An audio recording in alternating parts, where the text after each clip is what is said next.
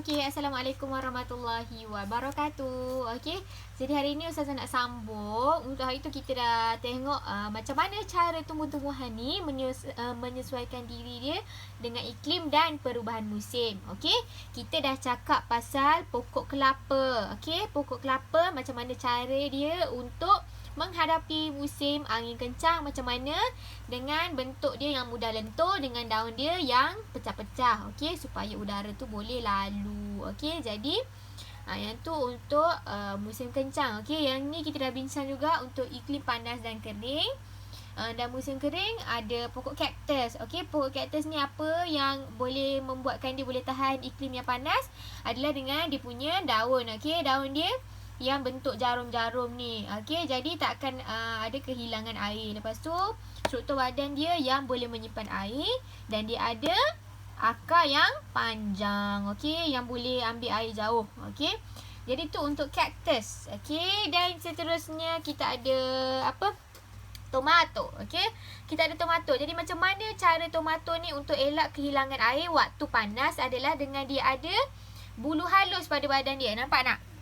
Ni bulu-bulu halus pada badan dia adalah fungsi dia untuk mencegah air daripada hilang. Okey, kehilangan air bila waktu cuaca panas. Okey, kalau untuk daun pokok kunyit pula, ni yang mak kawan masak ni kan, daun pokok kunyit ni.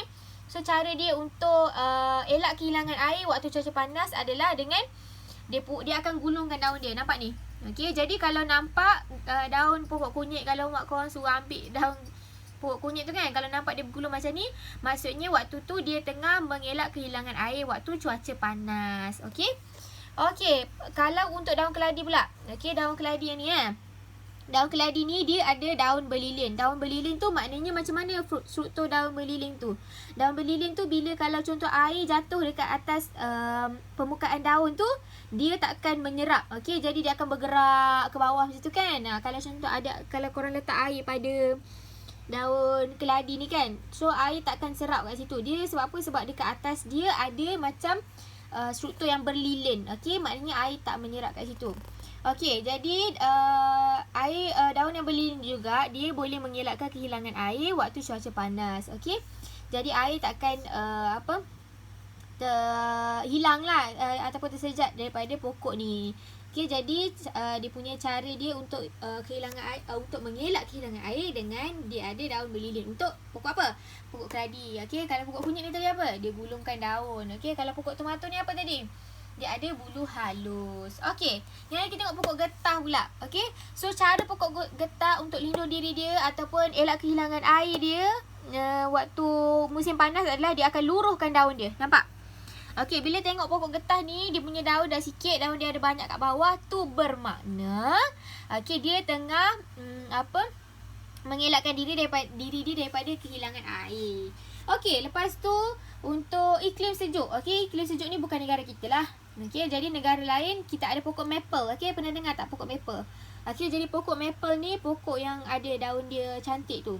Okey, jadi pokok maple ni dia untuk dia hidup dekat iklim yang sejuk. Okey, dia ada kulit yang tebal. Okey, pada bahagian batang dia. Okey, jadi batang dia ni adalah batang yang tebal. Okey, bila batang yang tebal, so dia akan membantu pokok maple ni untuk lindung diri dia pada waktu sejuk. Okey, so tu untuk iklim sejuk. Okey, lepas tu ni daun apa ni? Ni pokok pine. Okey, pokok pine ni bukan dekat negara kita jugalah.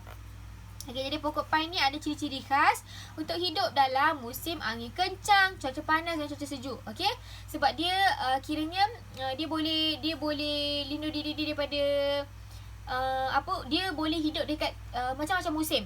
Okey, dia boleh hidup dekat waktu angin kencang, waktu panas, waktu sejuk. Okey, jadi ada banyak ciri-ciri yang ada pada pokok pine ni yang boleh buat dia untuk hidup dekat macam-macam musim. Contoh kulit yang tebal. Kulit yang tebal ni untuk waktu bila? Untuk waktu yang waktu dia ada dekat cuaca sejuk. Okey, kalau contoh dia ada dekat waktu angin kencang, okey, dia ada daun yang berbentuk jarum. Okey, apa fungsi daun yang berbentuk jarum? Okey, fungsi daun yang berbentuk jarum adalah untuk angin tu lalu. Okey, bila angin lalu tak ada rintangan angin. Okey, bila tak ada rintangan angin maknanya pokok tu akan susah tumbang lah kalau dia ada dekat dekat kawasan yang angin kencang. Okey? Faham? Okey. Jadi, dia kata batang mudah lentur, daun berpecah-pecah, daun berbentuk jarum, daun yang terubah suai menjadi duri, batang yang menyimpan air, akar yang panjang, berbulu halus menggulungkan daun, daun berlilin, meluruhkan daun, dan kulit yang tebal ialah ciri-ciri khas tumbuh-tumbuhan untuk menyesuaikan diri dengan iklim dan perubahan musim bagi memastikan kemandirian spesies dia. Okey, jadi macam jenis-jenis tumbuh-tumbuhan ni ada cara-cara dia tersendiri, ada cara-cara dia ciri-ciri yang istimewa untuk dia mengekalkan atau kemandirian spesies dia. Okey. So, buka buku surat 104. Okey, buku surat 104 ni kita ada subtopik baru iaitu pancaran biji benih atau buah. Okey, apa maksud pancaran biji benih ataupun buah? Jadi, kita nak tengok macam mana cara tumbuh-tumbuhan ni dia men-spreadkan. Spread tu macam maknanya dia mengagihkan. Mengagihkan ke? Okey, dia macam sebarkan. Dia sebarkan biji benih dia supaya dia dia punya tumbuhan tu boleh hidup dekat banyak tempat. Okey, contohnya kat sini. Yang ni ada satu pokok ni. Dia kata di situ kamu dipancarkan. Nampak ni dia. Okey, ni pokok. Okey, yang ni dia punya bunga kan. So bunga tu dia ada dia ada satu sek ataupun satu tempat ni. Okey, jadi nampak tak dia meletup. Okey, bila dia meletup dia ada biji benih dalam tu. Jadi biji benih ni dia akan dipancarkan. Okey, dipencarkan ataupun dipancarkan. Okey. Jadi dia biji benih tu dia taburkan. Dia terbang ke tempat lain. Okey. Okey, bila dia merebak ataupun ke tempat lain. Okey. So waktu tu lah akan ada pokok baru. Okey. Jadi nampak ni. Okey, kita tengoklah sikit kan. Dia kata di sini kamu akan dipancarkan. Tumbuhlah dengan sihat anakku. Yang ni biji benih dia. Okey. Selamat pagi anakku. Selamat pagi ibu. Okey.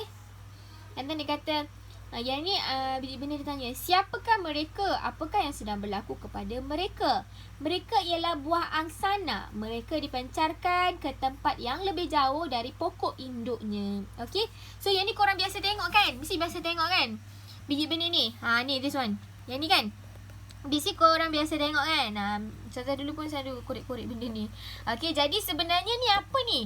Ni sebenarnya adalah biji benih pokok angsana. Okey, pokok angsana nama dia. Okey, dia kata saya dipancarkan melalui angin jauh dari pokok induk saya. Maknanya dia menggunakan angin okey untuk menyebarkan dia punya biji benih dia. Okey. Jadi, kalau kita nak tahu macam mana cara setiap tumbuh-tumbuhan tu dipancarkan. Okey. Jadi contoh kalau buah angsana ni, buah angsana. So buah angsana ni kalau ciri-ciri tumbuhan yang dipancarkan melalui biji benih dia melalui angin, okey, dia mestilah kecil. Okey, dia mestilah kecil, dia mestilah ringan. Dia mestilah berbulu halus, nipis dan struktur bersayap. Sebab apa? So, inilah yang akan membantu dia untuk apa? Membantu dia untuk terbang dengan jauh. Okey, bila ada ciri-ciri ni. So, buah angsana ni, pokok angsana ni, jadi inilah ciri-ciri yang ada pada dia supaya dia boleh jauh terbang daripada induk dia untuk sebarkan dia punya biji benih ataupun untuk pancarkan dia punya biji benih.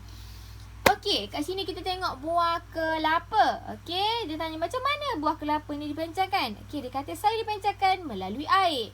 Okey, apa ciri-ciri tumbuhan yang dipancarkan melalui air pula? Okey, jadi ciri-ciri biji benih ataupun buah dia yang dipancarkan melalui air adalah kulit yang berlilin. Sebab apa kulit yang berlilin? Bila kulit yang berlilin sebab dia kan nak dipancarkan melalui air, betul tak? Okey, bila dipancarkan melalui air, so kita tak naklah air tu menyerap kepada tumbuh-tumbuhan tu dan kemudian tumbuhan tu akan tenggelam kan. Jadi mestilah pokok tu ataupun biji benih tu kulit dia berlilin supaya air tak menyerap. Okey. And then sabut yang berongga. Okey, apa fungsi sabut yang berongga ni? Sabut yang berongga ni fungsi dia adalah supaya tumbuhan ni timbul di sepanjang masa. Okey. So apa yang membuatkan dia timbul tu adalah dia punya ada rongga. Okey, dia punya tu ada macam rongga. Rongga tu maksudnya macam ada ruang-ruang udara. Okey, bila ada ruang-ruang udara ni lah yang membuatkan dia dia apa nama dia, float, Dia tak tenggelam. Okey, dia tak tenggelam dalam air. Alright.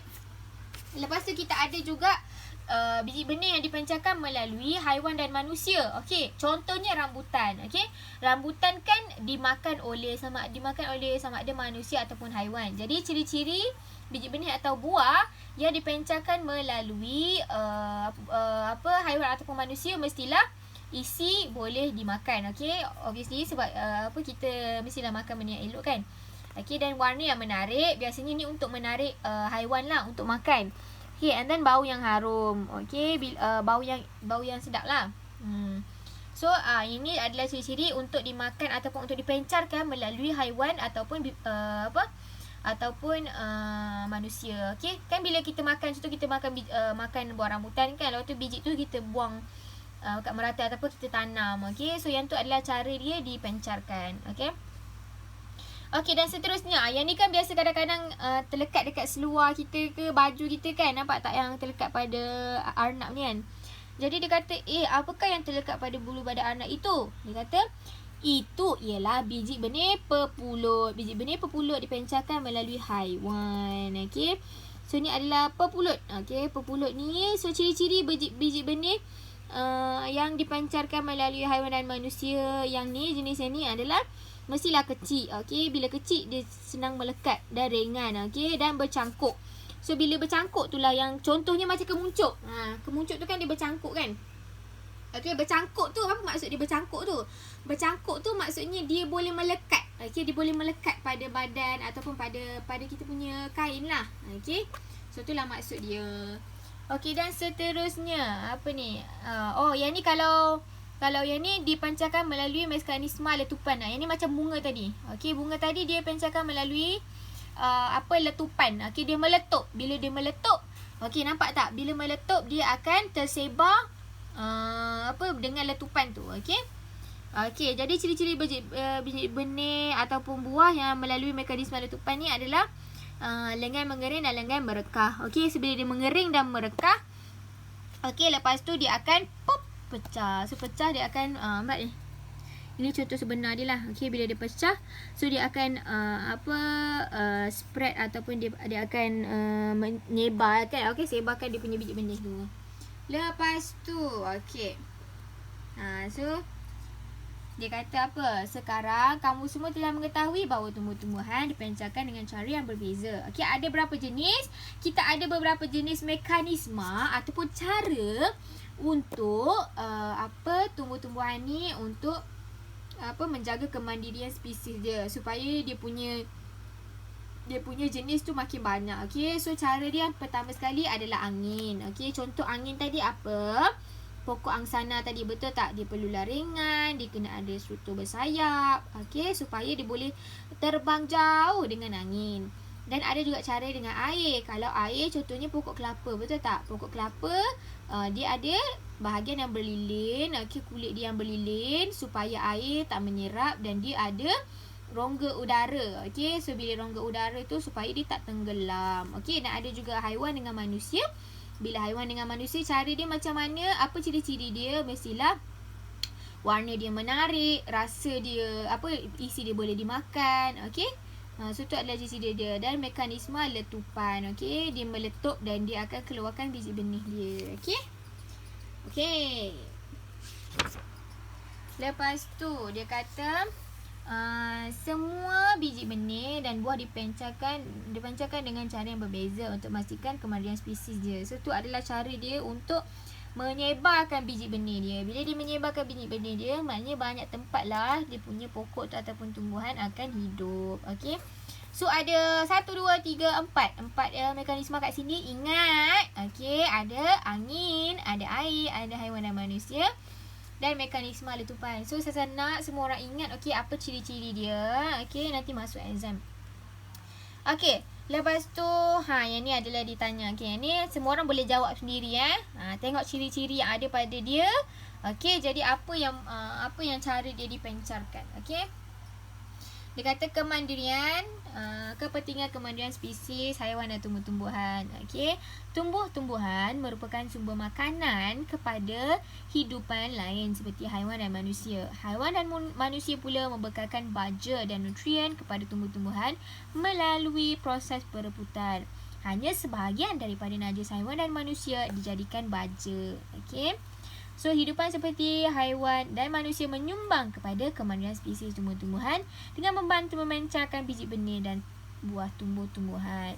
Haiwan membina sarang daripada tumbuh-tumbuhan untuk mendapatkan perlindungan. Tumbuh-tumbuhan juga membekalkan oksigen kepada hidupan lain ketika proses fotosintesis. So, ni dia nak tunjuk pasal kepentingan kemandirian spesies haiwan dan dia nak tunjuk kemandirian spesies haiwan dan tumbuh-tumbuhan. Okey. Okey, maka tamatlah topik tumbuh-tumbuhan kita. Okey. So, tengok dekat Google Classroom sekejap lagi. Ustazah ada bagi arahan seterusnya untuk buat latihan